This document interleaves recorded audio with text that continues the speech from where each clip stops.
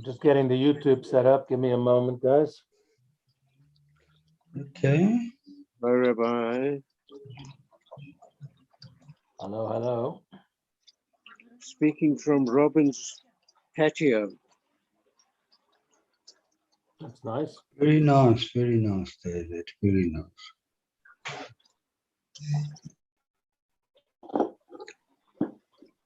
Just getting the YouTube set up. Give me a moment, guys. Okay. Bye, Rabbi. Hello, hello. A couple more people now, Rabbi. Some oak with David Shapiro. Some oak Shell, I can't even pronounce his name. John Hyde.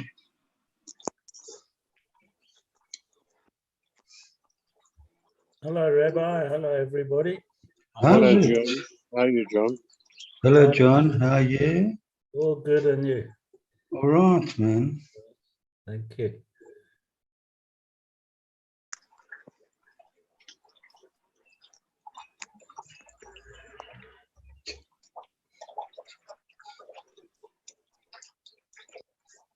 Try and get the text on.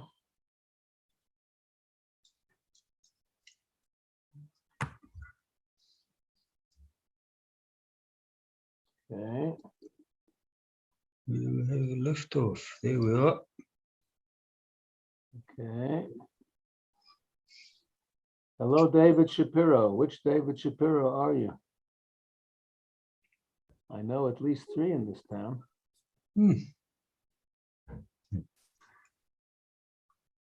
Oh, I'm the Cape Town one, Rabbi. oh, Cape Town David Shapiro. How many David Shapiros are there in Cape Town? I'm originally from Dogshitsi. Oh, really? Oh, That's so we're a landslide. I know. Have you been there? Not yet, no. There's a guy in It's on Cape my Town. bucket, The guy it's in on my Cape bucket list. The guy in Cape Town who organized a trip there. What's his name? And You know who I mean? I forget his name, but if you tell me his name, it'll ring a bell, but I forget his name. also on the tip of my tongue. Okay, so we know who we're talking about. Yeah. Okay, guys, let's get started. Welcome. I see another new member, Chaya Cohen. Welcome, Chaya Cohen. Brucha haba'ah. You can identify yourself if you want to unmute and tell us where you're from. If you want to stay anonymous, no problem. Okay, Joe Poliak. Joe Polyak, that's the guy, right? Hello, Jeff. Hi, Rabbi. How are you? Thank God. Okay, ready to roll. Shgagot. The text has disappeared, Rabbi. Text has disappeared. I see it. No, My it's still there, computer's- David. I It's still have it. I've guys still got I it. also have it. I also have it.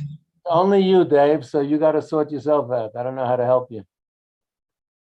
I'm sorry. I've got it. I've got it. I've got it. Okay, great. Okay, Hilchas Shgagot. Shgagot is the plural of shogeg.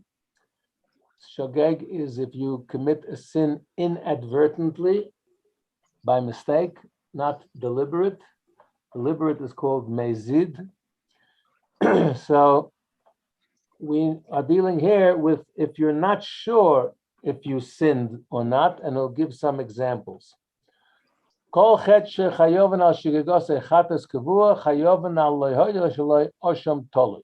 Every transgression for which one is liable for a fixed sin offering, if he transgressed inadvertently and he knows it,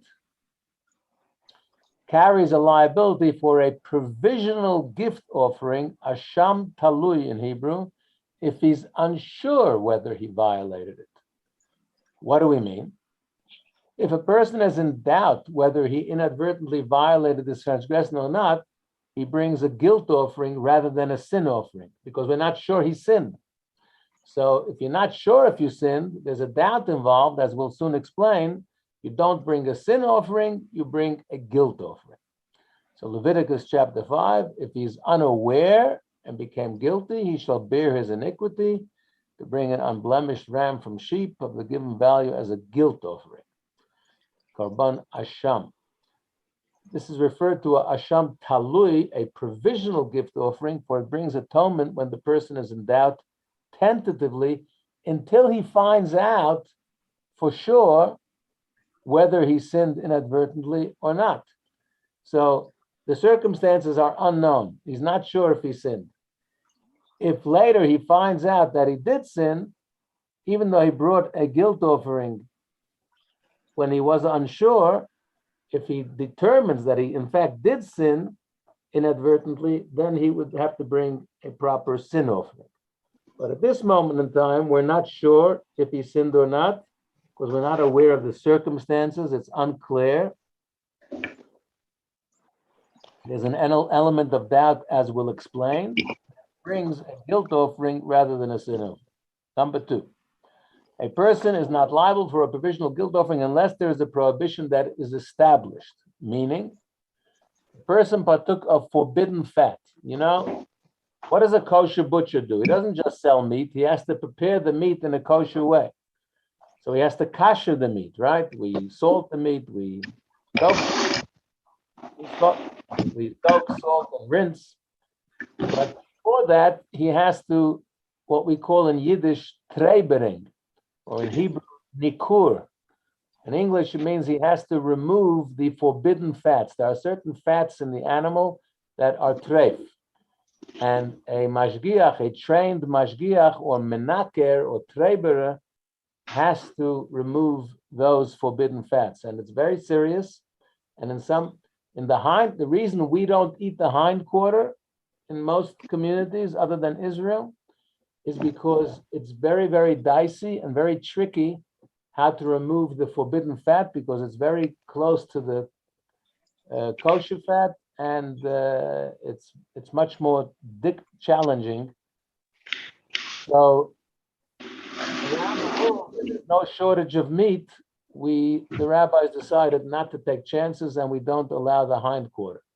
In Israel, where there's a shortage of meat and no shortage of mashgichim, so they do allow them to remove the forbidden fats from the hind quarter, so you can get kosher hind quarter in Israel. But in most places around the world, you cannot. So there are forbidden fats. Now, if a person partook of forbidden fat, but was in doubt whether there was an olive-sized portion or not, a kazayit, which is the minimum amount that you are liable for if you do something. Also on Yom Kippur. On Yom Kippur, if you eat, you're only guilty if you eat an olive-sized amount. If you just had a little taste, whilst you're not allowed to, and it's forbidden, you're guilty of eating on Yom Kippur unless you ate the volume of an olive, which is about 30 grams. On Pesach, you have to eat a kazayat, 30 grams of matzah to observe the mitzvah, because other than that, it is less, not called eating.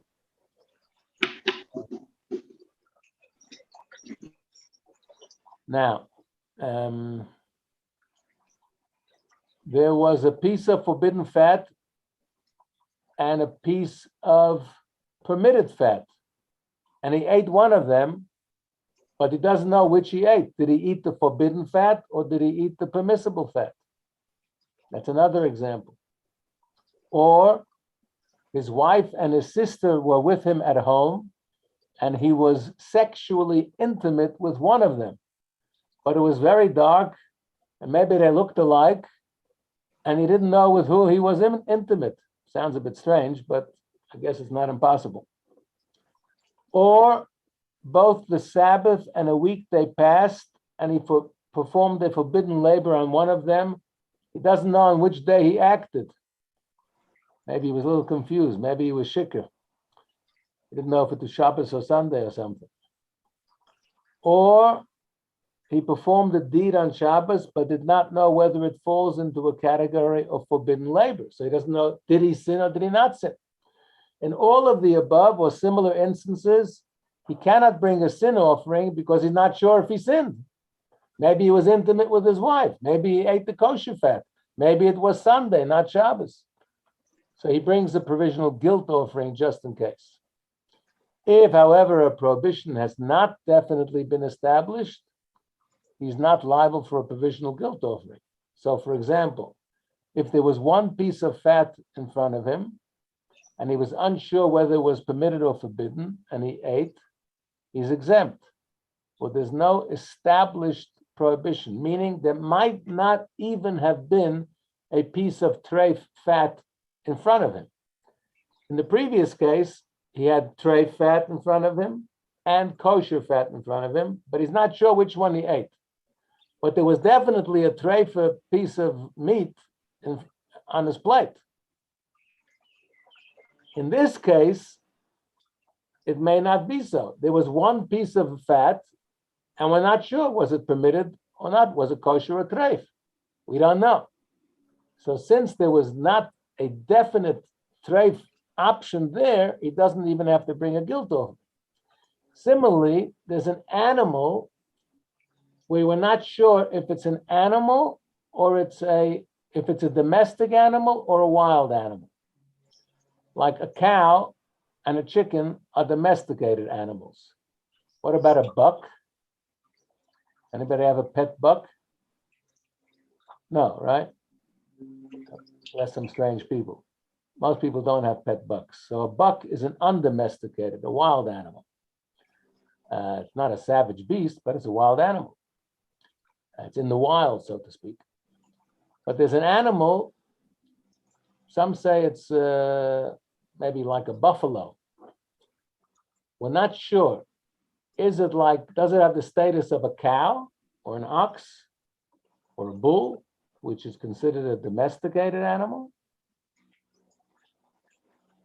Or is it a wild animal, and therefore we're not sure. So it's called a koi in Hebrew. If he partake of the fat of a koi, he's exempt from a provisional guilt offering, for there's no established prohibition, because we're not sure. The rabbis have a debate. It's not clear what this animal's status is. Similarly, when a man is intimate with a woman who is unsure whether or not she is in the niddah state, when he should not have relations with her, or we're unsure whether she is an erev or whether she is a prohibited relationship to him, like we said before, he's exempt. In other words, before there was his wife who's permitted to him and his sister who's not permitted to him. And he's not sure which one he was intimate with. Here, there's one woman, only one, but we're not sure of her status. Was she a niddah or not? Is she his family or is she not? Maybe it's a dysfunctional family, or maybe they were separated for decades, as sometimes happens after the war, and we don't know. Is it a sister or not sister? So then he would be exempt. Therefore, a man who is intimate with a woman like this is exempt from the sacrifice if A, she finds blood on the examination cloth she uses after time has transpired, which means that she was a niddah. B, he married his yavama within 3 months of his brother's death. Okay, you know what that is? You learned about yavamas? A man dies, the levirate marriage. A man dies childless, and he has a brother. The biblical law was that the brother of the deceased was called upon to marry his late brother's widow and rebuild his late brother's family. You familiar with that? You learned it? Yes. Yes. It's called yibum in Hebrew, or the levirate marriage in English. But he has to wait 3 months because we want to make sure, because what if she's pregnant? from the first husband who died, and you don't know immediately, you find out 3 months later that you're pregnant. If he marries her before 3 months, then she turns out to be pregnant. We don't know who the father is. It's a question of what's it called? Patrimony. We don't know who's the father. Now that's very serious if you don't know who the father is, because not only does it matter how you're going to call you up for an aliyah or write your name on the ketubah, more importantly, will you be an heir of this estate or that estate or no estate, and so on. So we insist that the brother should wait 3 months before he marries the widow. But this guy didn't wait. Either he didn't know or he couldn't wait or whatever. And he married her within 3 months and she gave birth. Now we don't know, was she conceived from the first husband or the second husband? Similar laws apply in all analogous situations, for there is no established prohibition.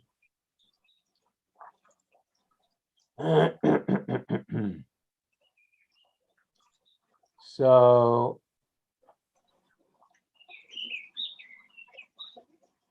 it would affect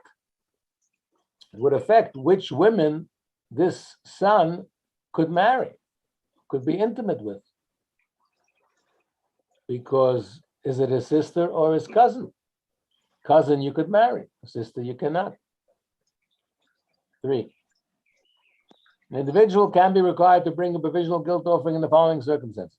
A, he who ate a piece of fat, and we still have a doubt. So he ate fat, but we don't know, was it kosher or not. One witness says it was treif, you ate the treif one. The other one says, no, it was kosher. So we have a doubt. So what does he say? He's required to bring a guilt offering. B, a woman said that he partook of forbidden fat. Another woman said he did not.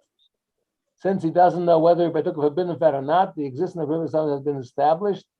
He is obligated to bring a visual guilt offering. Since there was one witness who said it was treif. Similarly, if one was intimate with a married woman about whom one witness states her husband died, so she's a widow, so you could marry her. Another states, no, he did not die, so you cannot marry him.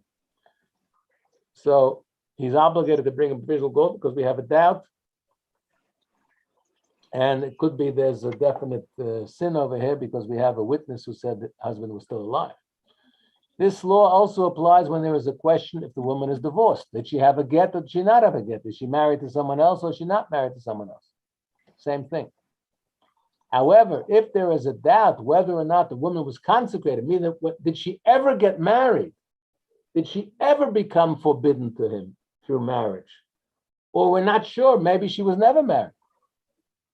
Then one who's intimate with her is not liable because the prohibition has not been established.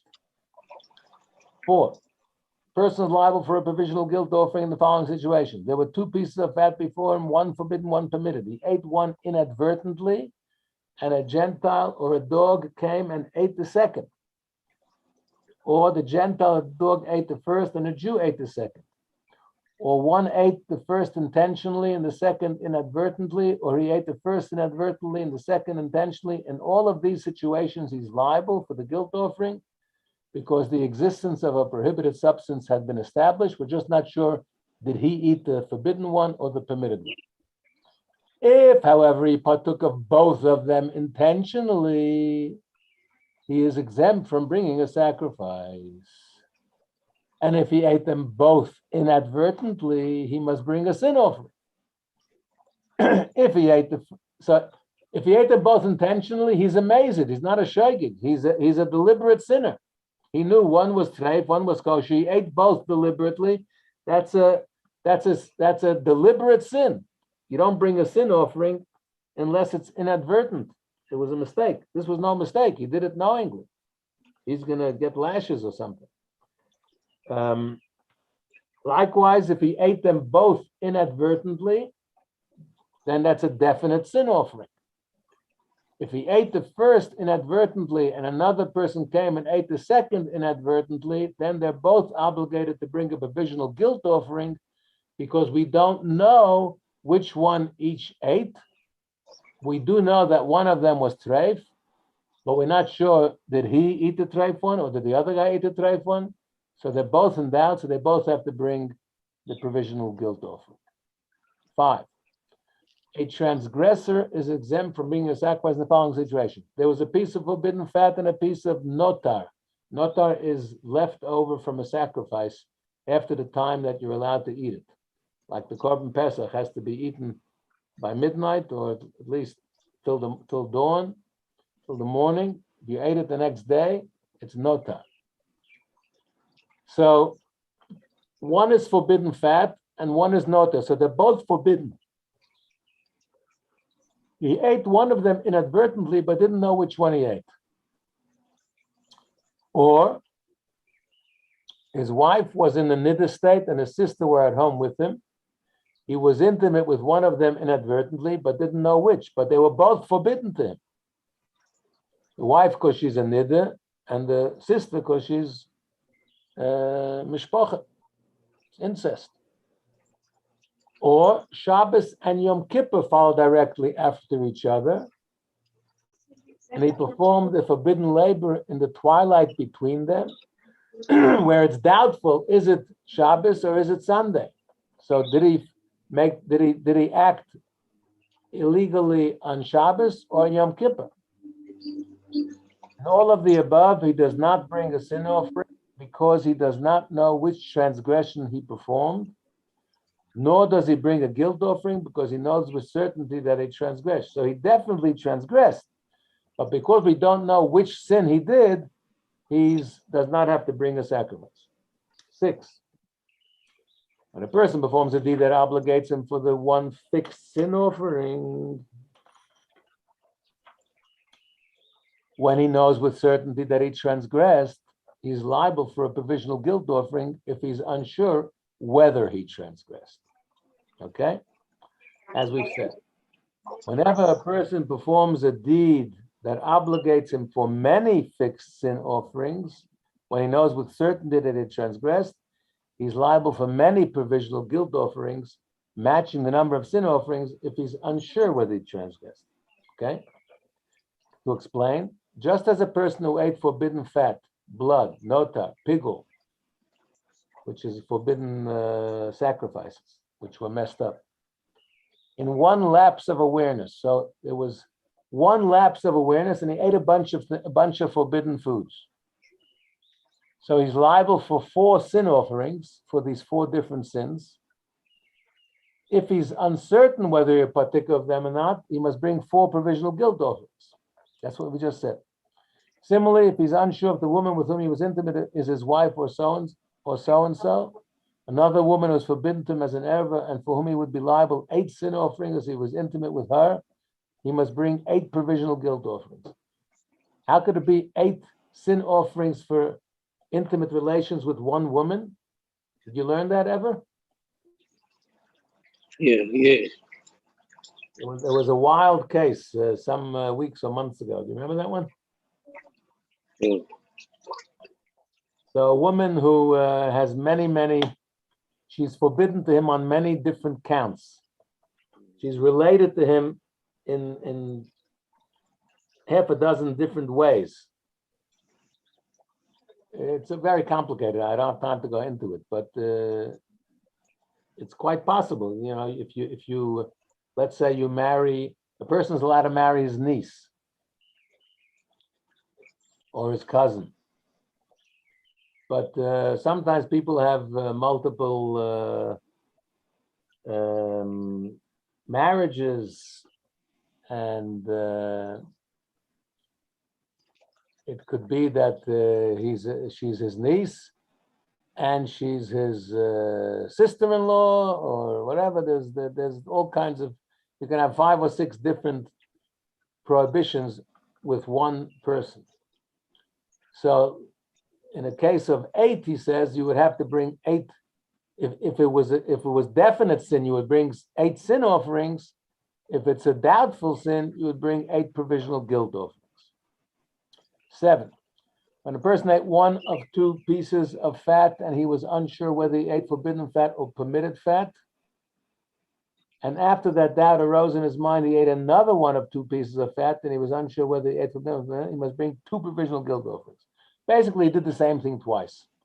There's 2 pieces of fat in front of him. He doesn't know is it kosher or not, and he ate one of each. 8. Just as the definitive knowledge that one transgressed creates a distinction with regard to sin offerings, so too the awareness that one possibly transgressed creates a distinction with regard to provisional guilt offerings.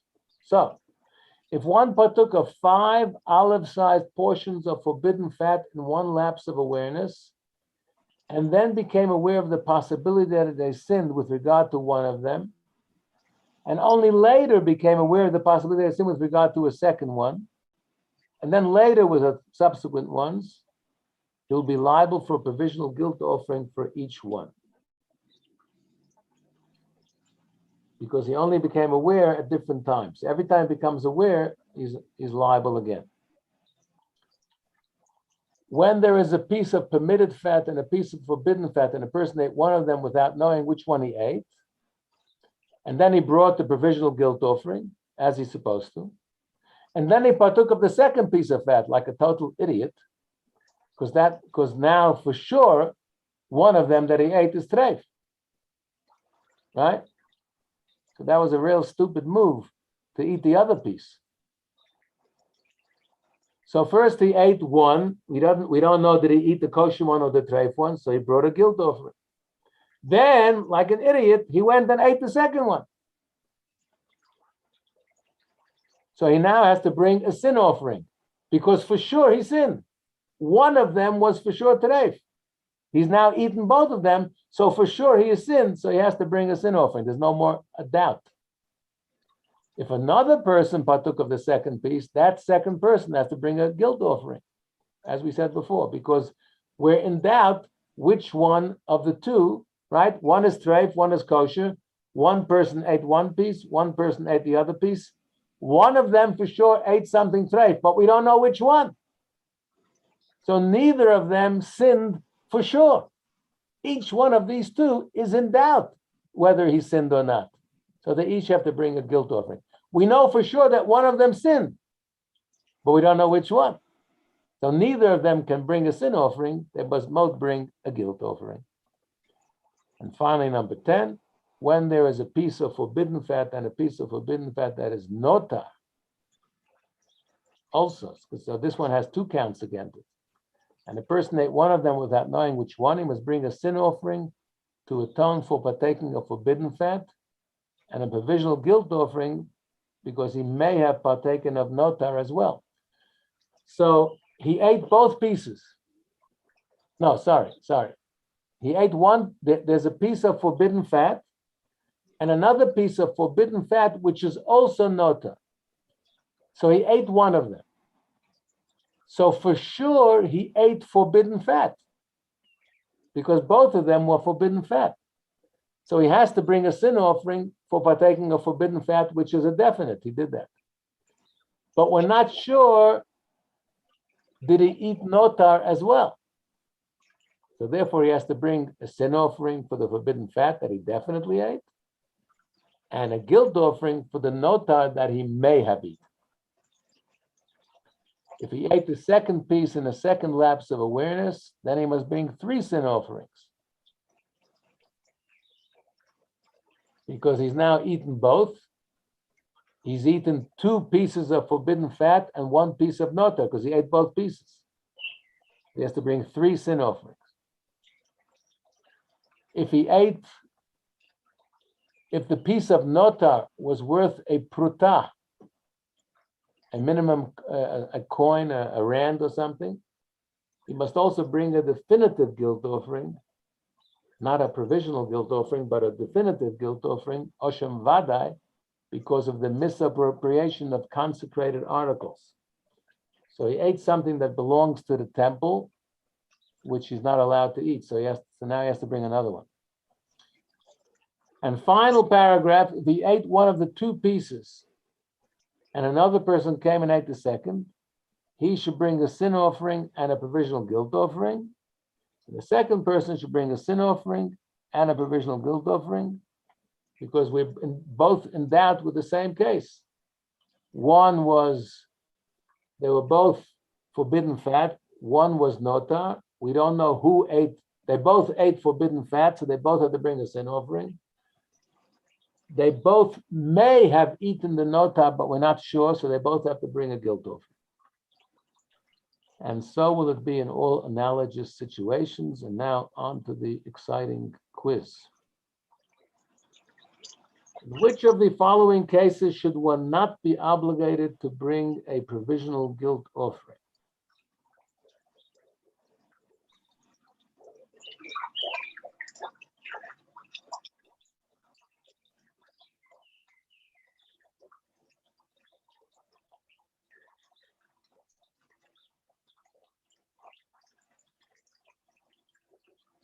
I think number one.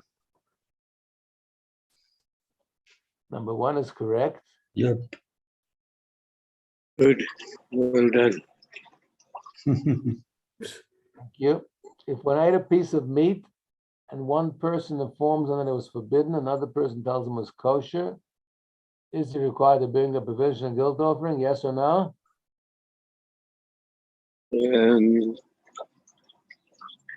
I'd say yes. I'd say you're right. Yes. If one had two types of forbidden food before him and he inadvertently ate one and he doesn't know which piece he ate, what sacrifice does he bring? One. One. Number Provisional one. guilt. Provisional. Guilt. Not so sure. Oh. Number three. Let's look it up.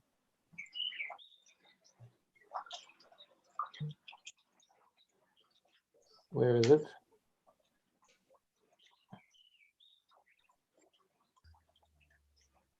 Number 5.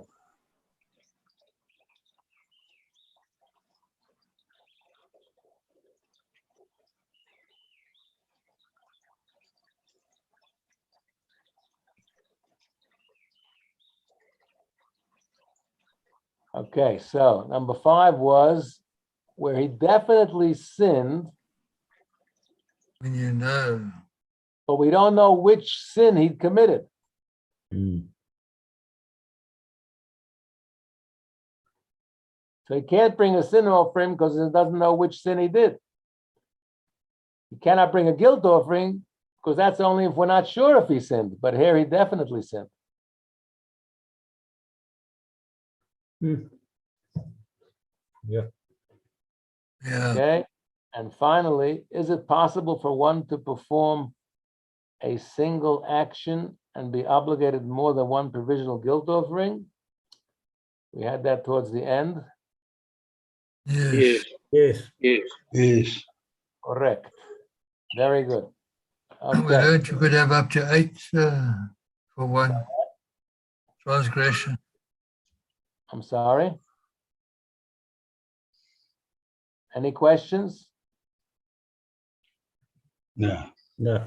Thanks, Rabbi. Thank you, Rabbi. Thank Confused, you, Rabbi. Okay, have a good confused, Bye. some confused Jews around. night. I'm sorry.